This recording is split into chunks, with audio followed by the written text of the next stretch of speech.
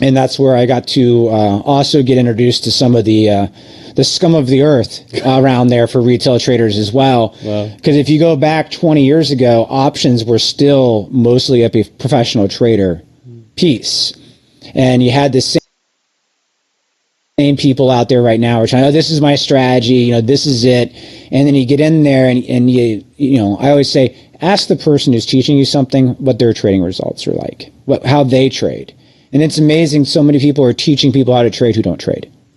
That's why I always thought it was funny with Larry Williams' websites, ireallytrade.com, because he really does trade. Is that the name? Yeah, it is really, and I don't want to, do a plug for a lot of people, but that was just hilarious to me because I had experienced it early on, that these people they're there to collect fees for classes, and there's always another fee and another thing they want you to do next, but none of them are actually trading. Let's take a break for a minute there, guys, because I want to tell you about our incredible sponsor, Alpha Prime, the first of its kind in the industry. Now, evaluation firms have been in the industry for the last few years and done absolutely phenomenal in terms of its impact for traders. As you can see here, through Alpha Capital and Futures, so many payouts to so many traders across the world. But now, for the first time, there is an incredible route for traders to become professionals and to trade live capital, and that's through Alpha Prime. So let me quickly tell you how it works. You could just buy a challenge on Alpha Capital or Alpha Futures, doesn't matter which one. So Alpha Capital, you have phase 1, phase 2, phase 3 challenges. On Alpha Futures, you have standard and advanced plans. Whichever one, purchase a challenge, show consistency, build your track record, and then you can be invited to Alpha Prime. Alpha Prime, you will get access to live capital, you will get access to risk management and resources at a professional level. You will have a salary as a trader and access to trade on live trading floors starting here in London. This is the first of its kind, where an evaluation firm is finding talented traders and then backing them with live capital and creating a route to professional trading. I am very proud to be sponsored by Alpha Prime. The links for both will be in the description below. Alpha Capital and Alpha Futures, use the code RIZ for 20% off all challenges. Link is in the description below. Now let's get back to the episode. Do you feel like you know a good sort of question or two that people should be asking to maybe help them sort of have a filter? Yeah. Find out their trading history and how they trade themselves. You quickly find out, that someone doesn't actually trade. And that's also why I don't day trade. And I think there's a lot of people who think that's, the way to go in trading. And there's a lot of stuff out there, but you don't run into too many people who've been day traders for over 10 years. Really? I don't know how many of you have interviewed so far. I've interviewed quite a lot, but 10 years is an interesting one because a lot of them have done it, they've done it for long periods of time for sure. But in terms of at a very high level successfully, a lot of people, to be fair, at this point, they're doing it, but then they're sort of transitioning out now because they've made enough from the market. But it's different markets as well. So they're doing a lot of small cap stocks. Yeah. And short selling. So it makes a bit more sense in terms of day trading. I think scalping. I think the markets really can dictate the style. But do you feel like day trading in terms of longevity isn't really where the edge is at? No, I don't. And it's one of those things.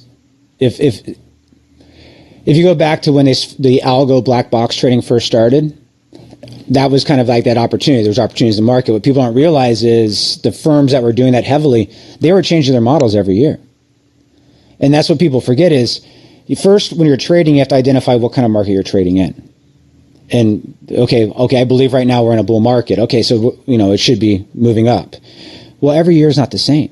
So the strategy that worked last year, probably not going to work the same this year. And they saw it. I remember the interview when I can't remember, it was probably over 15 years ago. They're like, oh yeah, well last year our black box trading returned 35%. But if we did that same strategy on the market this year, it would only have been 20%. Oh, but we tweaked it and made some changes and it got better. And that's what people don't understand with their trading is it's a continuous learning process and then identifying where you want to go next.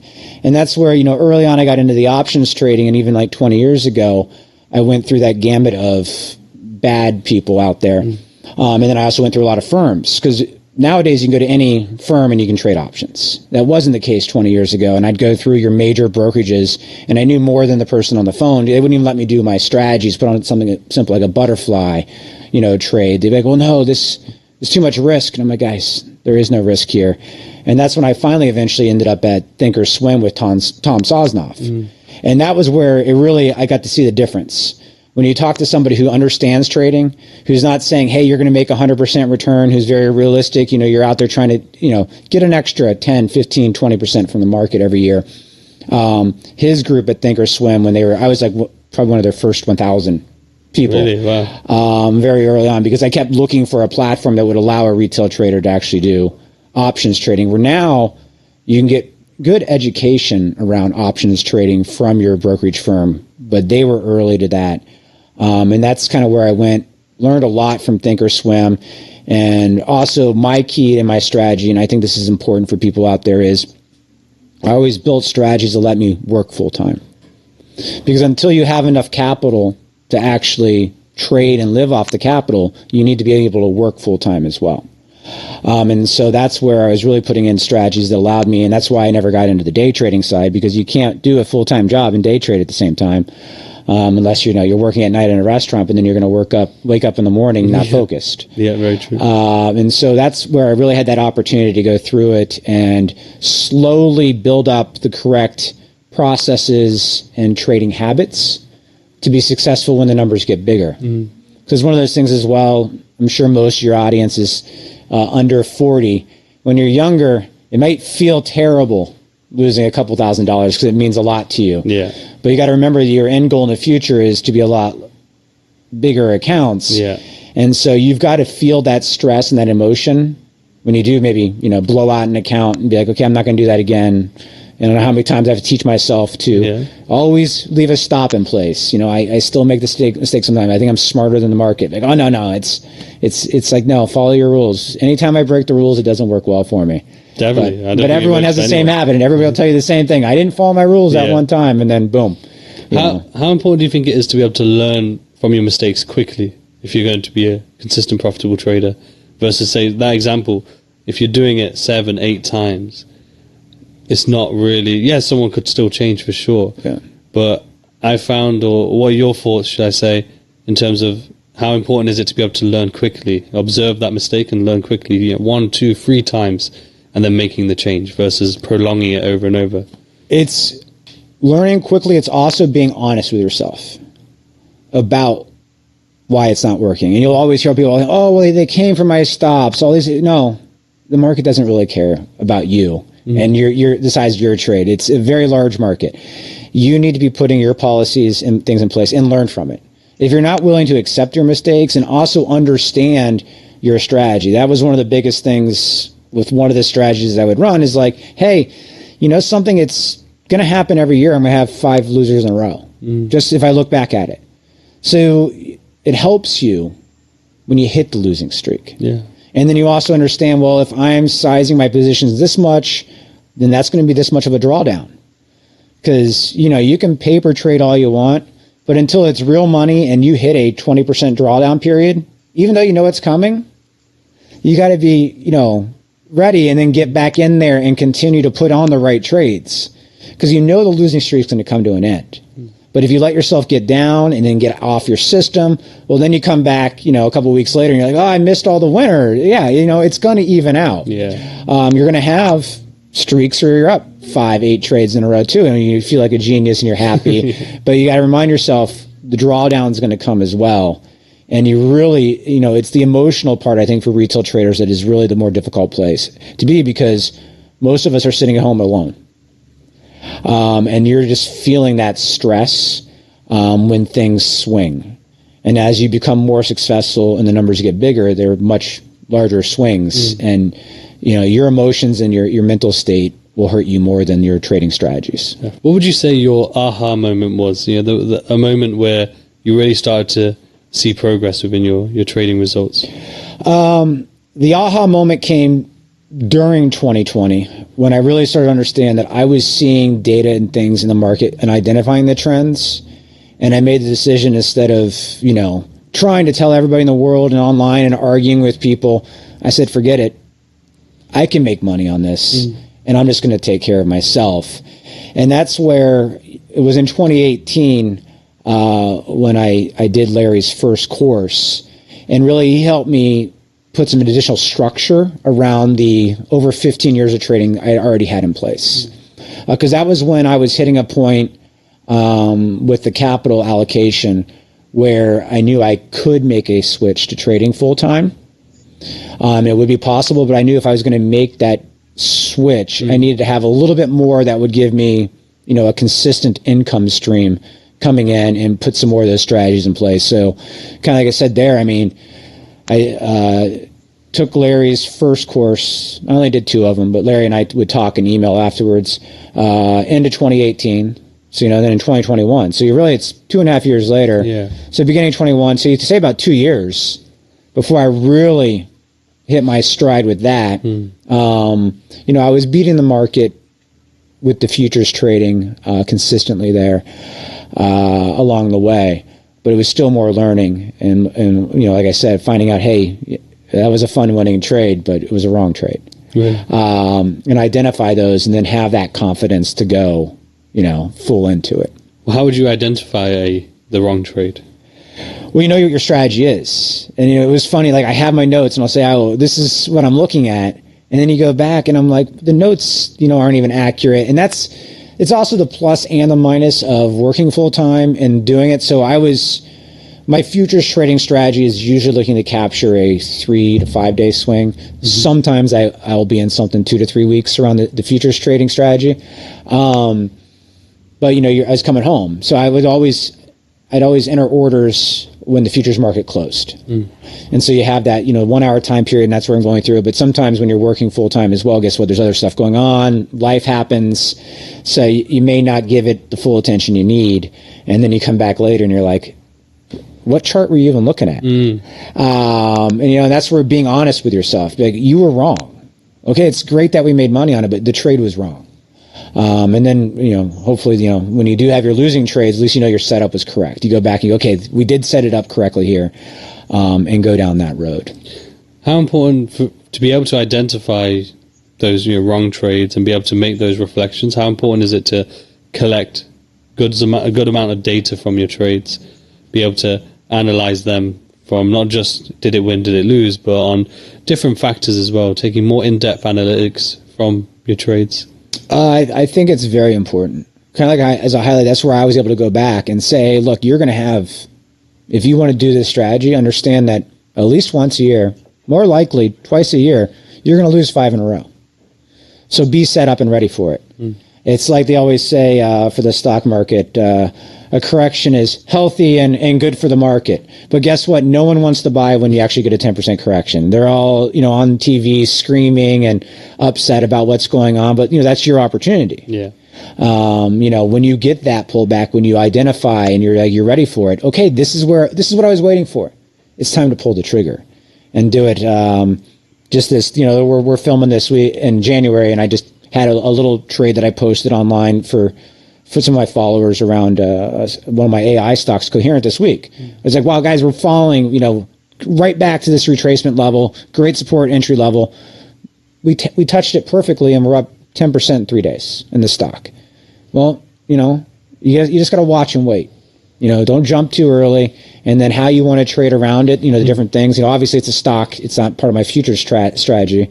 But then once you identify what you think is an opportunity, but then you have to also then say, okay, how are we going to capitalize on it, with the different trading strategies I have in place. So obviously stocks and things of that nature, I have a different trading strategy than I do for the commodity markets.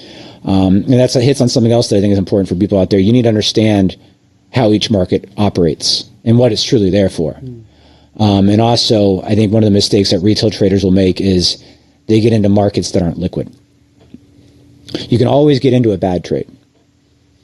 Getting out of a bad trade now is another conversation. And I've seen so many people get crushed. If it was, the meme trades or, during COVID, like one of my biggest tells out there in the market is it's kind of it's not technical, but if I watch CNBC all day, if they're never talking about something on CNBC and then suddenly it's all they're talking about, the top's in. Yeah. And like that happened with, during the COVID stuff, lumber. Oh my gosh. I'm like, nope, this is so obvious. You got some big guys who came in big. They need to get out now. They need some suckers to come in and give them some more buying so they can sell, because the lumber market's not very liquid. You need to understand the contract's rolling in 4 days, and they don't have lumber to sell to somebody, or they don't want to take on the lumber. So they need to get out. And those big guys, call up their reporter friends and get them to go on TV and start talking about it. It's once you identify and see what the propaganda machine and how it works for the media out there, it really helps you when you're trading to identify it. It also helps you to not scare yourself out of your beliefs in your trades. I love that. So making informed decisions, and informed decisions being keeping up to date with the things that are impacting the market, the narratives that are being shared through media outlets, but they're not, as you say, panicking and reacting out of emotion, being able to take that step back and look at the bigger picture to then be able to either trade or not trade accordingly. Yeah. It's something you need to understand with most of the stuff you watch on TV is somebody has an agenda for the story. Yeah. You need to identify what their background and agenda is. And, the traders and things that come on TV, they're either talking their book or trying to get out of a trade or different things. And especially when you have traders on TV, those guys could be out of the trade they're talking about at the end of the day, or maybe even hours after the interview, whereas opposed to, people who come on and talk about longer term investments. So you need to know the people that are on there. And that's also why I typically only watch the same channels for the finance news, because I know the reporters, I know their leanings and things of that nature. Their tendencies. Yeah, their tendencies, and I know what to expect from them from questions, and also, you can see people come on and be like, okay, this is just a soundbite interview. This guy's going to say his 4-minute spiel, doesn't matter what the questions are. That's worthless. Throw it away. But that's where podcasts like this and things out there, there are brilliant people in every industry who are doing long form interviews. Yeah. And those are real opportunities for people to understand larger markets and things. If something interests you, go out there and find it. Because when you have people who are experts and brilliant in their industries who are willing to sit down and just talk for an hour, there's things you'll catch, and sometimes the important part is not what they're highlighting. It's the little piece that they kind of say on the side, and that's kind of how I've been with books and things out there. That's where I get into more of the. Larry was about cycles, and I've gotten into it more, and I really think there is, what I've seen out there, seasonals and trends and cycles that drive the market on multiple levels. And if you understand those, it gives you some great opportunities.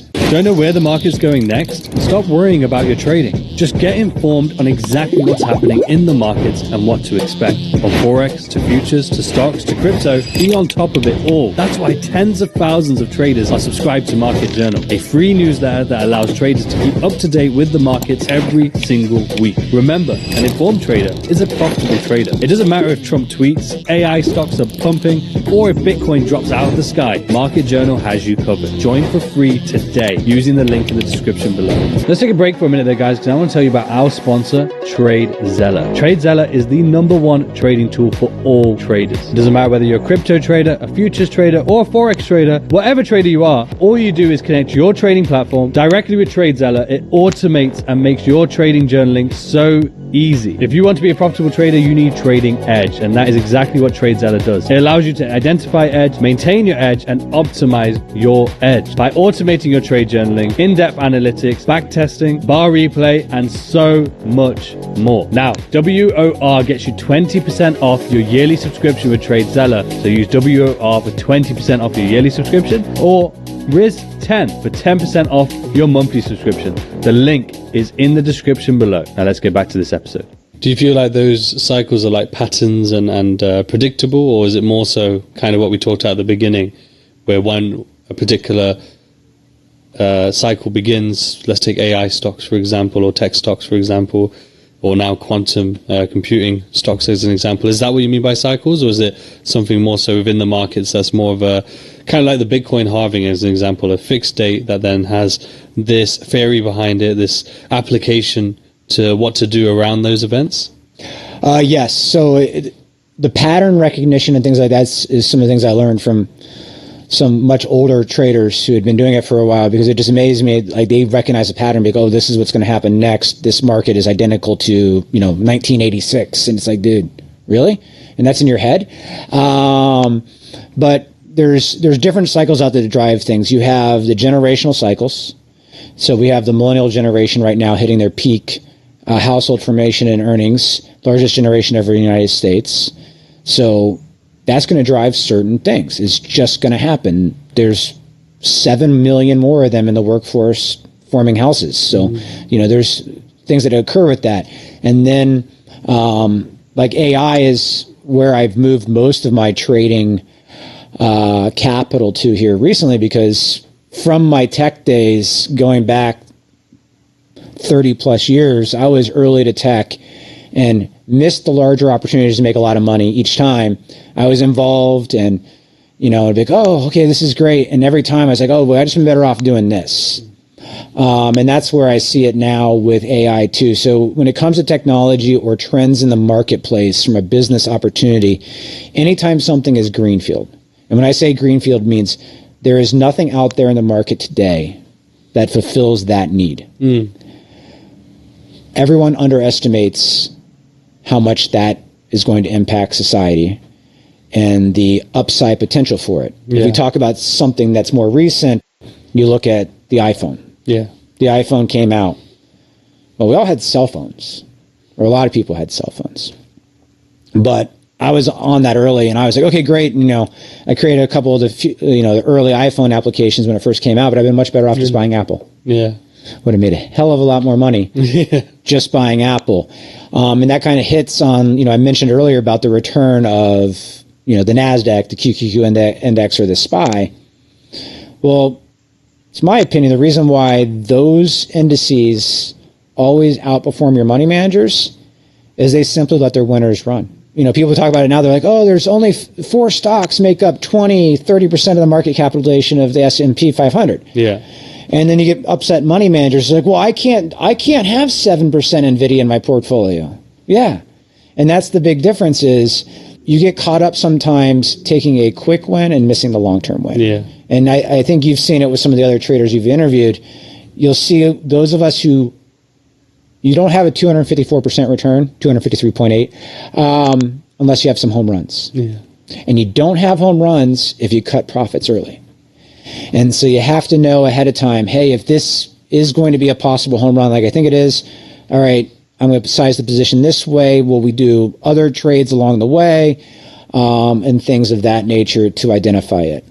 And to get in a little bit, the AI right now is, nobody has an accelerated data center today. I don't want to get too much into tech for people out there, but, you've got old style data centers. Nobody is going to keep an old data center instead of buying a new one.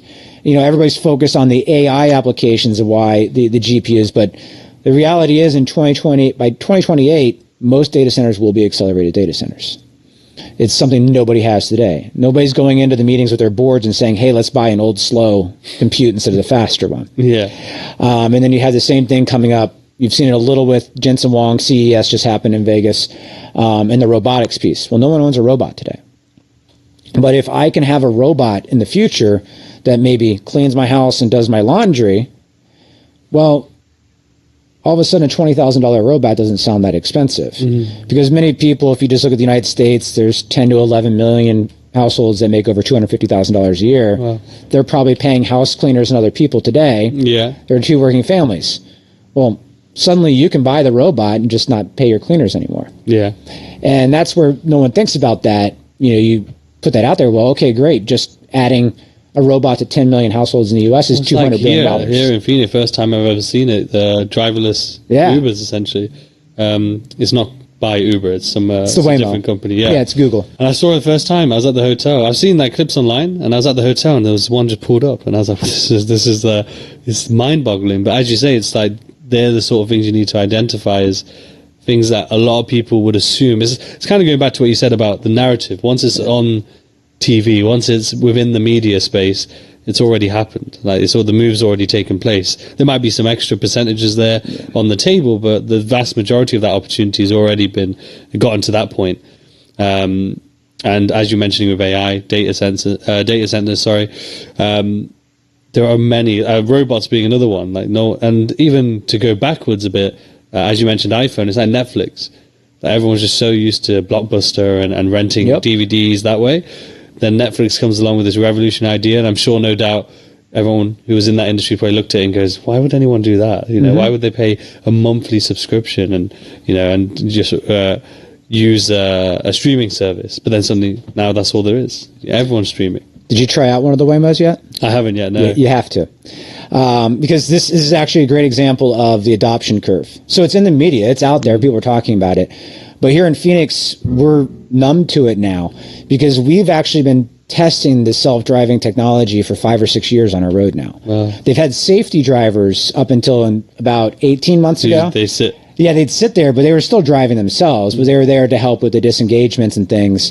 But Waymo's here now, and I can tell you, you'll take it, and the response rate, well, that was boring.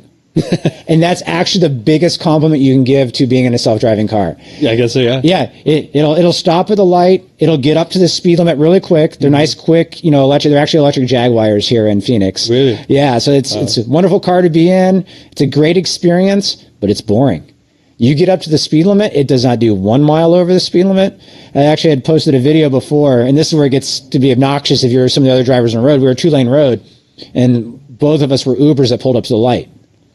And so because they will do the exact same speed, the other one was like 1 car length ahead, and we were just there, and it did not move like an inch because they're programmed to do exactly the speed limit. Yeah. And so, if everyone in Phoenix speeds. So, that starts to annoy the other drivers around it. Yeah. But they drive better than most drivers. Wow. And, and then like even this morning, I looked in my rearview mirror and there's a guy in a Tesla behind me literally reading a pamphlet. He's self-driving in his Tesla. And so that's one of those things, until you experience it, everybody's like, there's no way in hell you're putting me in a car with, without a driver. Yeah. But then once you get in, you're like, that's it? Mm-hmm. That was really boring. And that's actually a huge compliment to the technology. And that's one of those examples too. You start to see it's really going to displace a lot of things. There was a story recently at San Francisco, they have them now too. Yeah. And now 22% of they still call it ride shares, are Waymos. Wow. In a matter of like 6 months. That's a large size. Because once you do it, you're like, I don't want the other one. You know what you're getting, the product, and you're getting in, it's going to be clean, nice experience, great to go. It's very interesting. And then, so for example, taking that as an example, especially because you've got to experience it over many years here, how do you, even if you haven't gone, and taken action upon that sort of experience, but let's take that as an example, what would you then be looking to do when you've identified, here's a future change here, here's a different trend that, as you mentioned earlier, like a gap between the mass knowledge and the opportunity? Well, what would you do from that point? Yeah. So this is a great example of why I made the transition in 2024. I still do some futures trading, but I moved to trading a bundle of what I consider the AI infrastructure stocks. And I'll probably continue to do that throughout this year until we have that kind of aha application that comes about. Mm-hmm. And that's when you'll see that move from the actual hardware being important to the application and software. Yeah. What most people don't understand is we've been experiencing AI for a long time. You're creating podcasts, you upload it to YouTube. The entire checks and everything that YouTube goes through, completely AI. Yeah.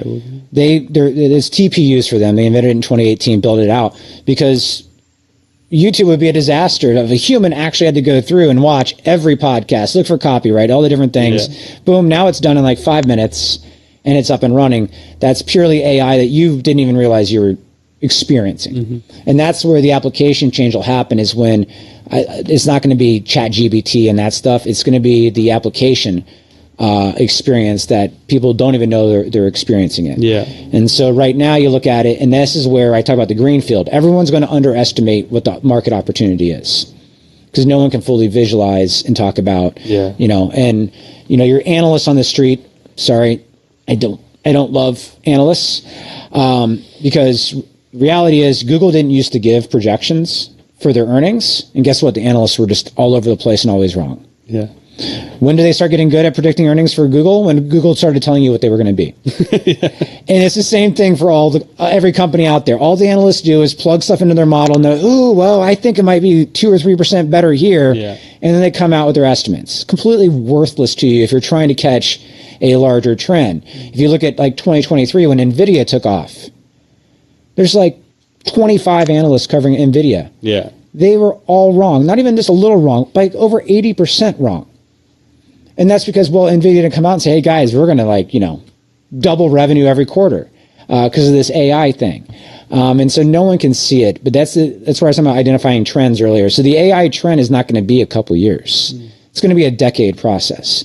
And every generation has their new companies that come about. For me, I went through the 90s and the .com. And so, out of that came Google, Amazon, and those companies. Yeah. Well, a lot of them failed. It's also why I'm not a big fan of the venture capital market, because you can still make a ton of money in these companies once they go public. You're not missing out on, the early returns. You're just missing out on the 95% of companies that went under that the venture capitalists invested in, that they don't talk about. They only talk about their one winner. Exactly. And so that's where you got to identify those trends and then trade around it. And that's what I was saying right now. I got my core AI, and then I'm doing options trading, selling premium around it. It's great to sit around and collect 1,000 data a day, selling premium, and then also have the upside, things depending on what I want to do. And, that's bringing in that income and those returns. Definitely. And one thing I did want to ask you, I know you mentioned being a bit more of a longer term trader, maybe, did you say 3 to 5 days, maybe up to 2 weeks potentially? Yeah. In terms of futures, like what sort of contracts are you going for then? Are you going for maybe a month or two out? Or are you using the most recent contract? Always the active contract. Always trading the active contract. One, it's the most liquid contract. Liquidity, I can't hit it enough for retail traders. Do not play around with illiquid products. It's the same thing with the options market. Oh, you might lie, there's stocks I really like, but the options, there's like no one trading them. Well, I don't want to be the only one in there. What everyone always seems to forget with trading is there's somebody on the other side of every trade. So you're short, well, there's somebody long. There's somebody on the other side. So, that's what makes the market. So you need to understand that. But yeah, I always trade the front month contract in futures.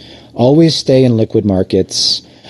Understand your sizing and your risk in those markets. And then, like I said, I'm usually those strategies. That's usually looking to the scalp. No, scalping's not the right term, but a 1 to 3% move. Yeah, I think there's going to be a 1 to 3% move here, and then you look at the leverage in futures, and then all of a sudden that's real money. Yeah. Whereas if I'm just trading, the SPY, a 1% move is not going to excite me at the end of the day. That's but in the futures market, you get 10 ES contracts. That's a lot of leverage. In terms of mentioning earlier about developing strategies to fit around your full-time job, how would you go about that process? Because I know there's a lot of traders out there who face that same struggle where they're maybe trying to force a day trading strategy or a scalping strategy when they have a full-time job and it's not working. Well, they're not getting results, but also they're building resentment towards probably their job because they blame the job for the lack of results. Yeah. So what was your process of developing more longer-term strategies that could fit around the full-time work? It took a long time, but it's something you have to be realistic about, and it's about setting aside the time afterwards. So work is over. Okay, this is when I'm going to sit down. We're going to do the 1 to 2 hours of work every night. Do that work. Make sure that there's nothing else out there in the marketplace that's, quality information or data that would make me want to change my longer-term belief, but then also identify what those shorter-term opportunities are in the market. Those are the key pieces there. And then I just slipped. I had another really gem of information there, but I just slipped my mind for you. But it happens. It happens. Trust me. It happens. But if it comes back, throw it in there. No problem. In terms of when you did the huge return in 2021 on the Robbins Cup, what was that like? Because I know with the Robbins Cup, I didn't observe it fully. But this year, I was tracking sort of the futures and the Forex. There was a lot of updates on social media. And it was very interesting to see how the art of competition would kind of get to some traders, so that you would see traders who were coming into November, December, they're up, they're on the leaderboard, first, second, third. And then suddenly you're seeing them drop off because they're by the looks of things, trying to, accelerate even higher returns. Some, especially those who are in like second and third, who want to get that first position. What's it like to trade within a competition? And, what was the mindset of joining the competition in the first place? First, the mindset around it was I thought I had developed a strategy and wanted to try it out. And then I actually got up in the contest early on. Yeah. One of the big helps, kind of like we were talking about earlier, when people on TV start talking about things and it's not right. So yeah, that 2021 was also when we had a lot of meme trading going on. Yeah. And they started at the GameStop, and then the idiots in Wall Street bets decided they wanted to go for the silver market. Not like what I said earlier about understand your markets. Oh, we're going to squeeze the silver market. You are not going to squeeze the silver market. And so that was one of my favorite trades that really got me going in it, because they did get a spike in silver. They made silver spike 5% by buying the silver ETF. Well, guess what? It's going right back down. And so I, said, this is ridiculous, and shorted. And that was a very profitable, return in the contest, going on short silver, because guess what? That entire 5% return and even more disappeared, because all those people who went long were then not, guess what? They're selling. Their money was gone within 48 hours. Yeah. So it went back down.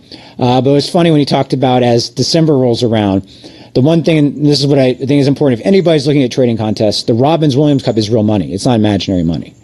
So one that stops just stupid trading, because it's money. You got to put your capital in there, which then does add into the craziness that some people are reaching and coming for it. And so in 2021, I was in the top 5 most of the year. And I think going into December, I was in first by 80, 90%. And so to that same point, people were gunning for me. Yeah. And then I got tight. Yeah, really? I got tight in the contest, because the contest was only part of my trading capital. Yeah. And I was like, I'm not giving up the win. Yeah. Kind of thing. So I did slow down my trading in December to hold on to it. And December is actually one of my most profitable, best trading months. Interesting.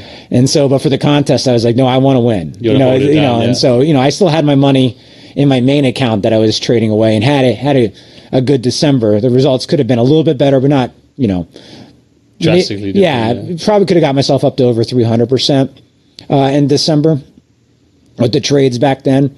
But I was also didn't want to give those people gunning for me who an opportunity. Yeah, it was just it's funny you saw that, because I saw the same thing. Man, you see people just cycling through. And at that time, you could tell, because the market was doing something, and I knew what trade they were in. I could tell by the daily updates exactly what trade somebody had on. And I'm like, yep, you're along the market today. Yeah. Yeah, it's like, okay. Because you see it's an interesting pattern, because you see it at the beginning. Mm-hmm. People come and then go off, like people who've ran it up, but then maybe have used high risk or whatever it may be, or maybe caught a lucky trade, or the market was bullish and long for a good few days, and they've caught that and then changed. So you see them at the very beginning, the lots of changes on the leaderboard. Then the middle is pretty consistent with the same names, and then the end same again. Yeah. And it kind of just plays on that human psychology, I guess. But in terms of making such a return in a single year, what does that do for your trading in terms of your mindset? You're going into the next year. Are you looking to beat that return? Is it something where it's like, oh, here's the milestone, here's the bar, we've set it this high, we need to then set it to a higher limit this coming year, or are you just resetting? It's a great question, and the answer is probably going to surprise everybody. So you need to understand, like I was going back earlier about, compound interest and what your actual return to the market you're expecting to be. So, you get a 250% year, it's 20 years of returns. Life-changing return. And that was 2021. And I was, at the time, when I started, I was looking to make trading full-time. Well, that gave me the opportunity to take away some of the stress and emotions of trading. And I actually then diversified out of the futures trading, paid off whatever remaining debt the family had outside of just, simple little mortgage, fully funded the kids' college funds. Nice. Did some other things that also were investments outside of futures, but also played into my belief that inflation was going to shoot higher.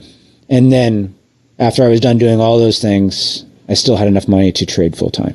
Amazing. Because you only need to get rich once in life. And that's also the difference that people don't get. You know, I can rag on hedge funds and different people for missing market returns, but they'll also tell you, well, that's not what people are paying me to do. They're paying me for a certain strategy. But it's also the downside of, you know, the 2 and 20 hedge fund. Some of these people are raising, you know, $500 million, $1 billion. Well, now they're just making money off their management fees. And they're not going to make money. Especially on those substantial funds. Yeah, it's very difficult to outperform the market on $1 billion. And that's where I see the opportunity for the retail traders. They don't understand is you're more nimble. You can get in and out. You're not trading a size some of the time. Do you want to win 7 figures in challenges without having to do anything at all? Seems too good to be true, right? Well, at propfirmtrader.com, that is exactly what is possible. You are buying prop firm challenges anyway. Well, at propfirmtrader.com, not only will you get the best prices and be able to compare your prop firm challenges, but by automatically using the code PFT, you automatically get entered into this weekly giveaway where you can win over 7 figures in challenges. All your favorite prop firms are on propfirmtrader.com, just like broker-backed prop firm Atmos Funded, backed by Torex. The fact that they are broker-backed means that you have stability and security when it comes to your payout. Once your payouts are approved, traders are receiving them in less than 5 minutes. They have instant funding, 1-step accounts, and 2-step accounts, meaning that whatever type of challenge you prefer, they have one for you. Thousands of traders over the last couple months have joined Atmos Funded, and over $200,000 has been paid out in just the last 6 weeks alone. You can get massive discounts on their 50 to 200k accounts, and even bigger discounts on their 5 to 25k accounts. Use the code PFT on screen right now. But not only do we have Atmos, we also of course have Apex Trader Funding, the largest futures firm in the entire industry, with up to 90% off using the code PFT, up to 20 accounts, and up to 6 million in futures funding. You can also find Alpha Capital, who also have 1-step challenges, 2-step challenges, and 3-step challenges just for you. So no matter what type of challenge you prefer, they have an option. And not only that, we have Funded Next, one of the top 3 CFD firms in the industry, and again, an exclusive offer through PFT. Check it out on screen. The link for propfirmtrader.com is in the description below, so make sure you check that out. And remember, use code PFT at checkout at all your favorite firms and automatically be entered into the massive 7-figure giveaway every single week. Now let's get back into the episode. And you're also not stuck to rules that you would have to follow, and you know, compliances that you have to follow when you're in a hedge fund. Because I find it interesting because a lot of retail traders are obsessed with, I want to trade like the banks, I want to trade like the hedge funds, but they don't necessarily. And when they say that, I think it's the capital that they're more intrigued by versus strategies. I don't think they understand that, for them to place a trade on, it has to go through 10 different steps before it can be approved to then be placed on, and therefore strategies are so widely different. While as a retail trader, you could take it as a positive or negative, but you have that freedom to have your analysis and then be able to execute accordingly. While if you worked as part of a hedge fund or a fund, you have to get that ticked off. You have to get it okayed and approved. And then I'm saying with risk, like you're not really in control of how much risk you can use. You're given a risk manager, given a risk allocation, and then you have to stay within those boundaries. While a retail trader, again, you could see it as a positive or negative, has the control to be able to be dynamic, be able to choose their risk size. But how important is that in terms of being a trader? Are you someone, let's say with did you trade the Robbins Cup very differently to how do you trade? No. Normally you trade the exact same. So what did that risk look like? Yeah. So traded the risk exactly the same. And I wanted to hit on something. You brought up a really good point. Everybody wants to say, I want to trade like XYZ. And with the futures market, my favorite report out there is the Commitment to Trader report. And Larry was really big on the teaching of this. And this is where different traders are trading for different reasons and people just don't understand. And the beauty of those markets is there's 3 people they give you on the report. They call it commercials. I'll just say hedge funds, and then specs, which are like the little guys. But on that report, you need to understand, if I am a commercial trader and I am a producer of gold, what I'm trying to accomplish in the futures market is completely different than what I'm trying to accomplish. And you need to understand as those monies flow, because you can see it. You'll see it in the oil market. You'll see it in the gold market. for them, they have certain earnings they've told the street they're going to produce, especially in the oil market. Again, I don't want to misquote it, but let's just say a couple dollars in the oil is a significant difference in Chevron's earnings. Yeah. And so those traders sitting on the trading desk at Chevron are not there trying to maximize a swing in the market. They have people saying, hey guys, we want our average price that we sell oil at to be $60. If we can get more than that, that's great. So then when you get these swings, you'll see, because oil today is, I think, getting close to 80. Well, if you look at the Commitments Trader report when it comes out, which comes out every week now, when we talk about data frequency, back in the day when Larry was trading, he got it every month. Wow. It was still valuable. And you'll see, well, why are the commercials selling now at 80? Because they're going to sell all the oil they want to you at 80. Yeah. Into the market. And they're going to lock in a guaranteed 80% return, an $80 barrel oil. Because guess what? Just 60 days ago, it was 60 or 65. So that's an enormous swing for them. And that's where you need to know the different trades. So someone's like, oh, I want to trade like this guy. Or when someone's like, well, this guy was a floor trader. They do not have the same goals that you have. And so their risk management is good to learn, how they manage the risk on those huge things. But if I want to trade like a floor trader, well, I'm not going to have the same results that I may be looking for because we have completely different goals. And in terms of that risk side, what would you say to a beginner trader? Because we've done a lot of talks with traders who have done really phenomenal returns, similar to yourself, and a large portion of them are using dynamic risk. So changing the bet size dependent on the setup, and they have graded their setup. So your A star, highly confident setup. Your data, a big element of this though is that these edges and these playbooks are backed by data for them to be able to feel that way. But what do you think to the beginner trader, coming in or early on in their career anyway, and they're not quite seeing the results yet? When it comes to risk, should they be looking at that dynamic sizing or should they be sticking to static? So I'm doing dynamic things now, so this is a tough one. I would say go static, especially when you're learning, because one, you need to learn the emotions of trading. But also, it's silly, and no one ever talks about it, the order entry process. I've lost a lot of money entering orders wrong. Everyone who trades has lost money entering an order wrong. And so, first you got to get in there and start doing it. It's also why I don't do the Robbins Trading Cup Championship anymore, because I couldn't use the platform I wanted to use. I had to use, somebody else's platform, and it was just a headache for me. I'm making money trading. Okay, I won the contest. But now it's like, okay, I got to go into your system every day. Well, I don't like how this set up. Oh, I entered one trade wrong. Well, that's just messed up my account. It was a loser. It wasn't supposed to be that. So get yourself comfortable with your platform and the habit of entering the orders. I'm not a paper trader. Never did it because I need the emotional side. I need to feel the pain with it. But paper trading is good for learning properly how to enter your orders correctly. Because I will tell everyone who's a trader has lost money entering a trade wrong. What's your process when handling losing streaks? What is it that you do? How is it that, even at this point, how do you feel when you're experiencing one?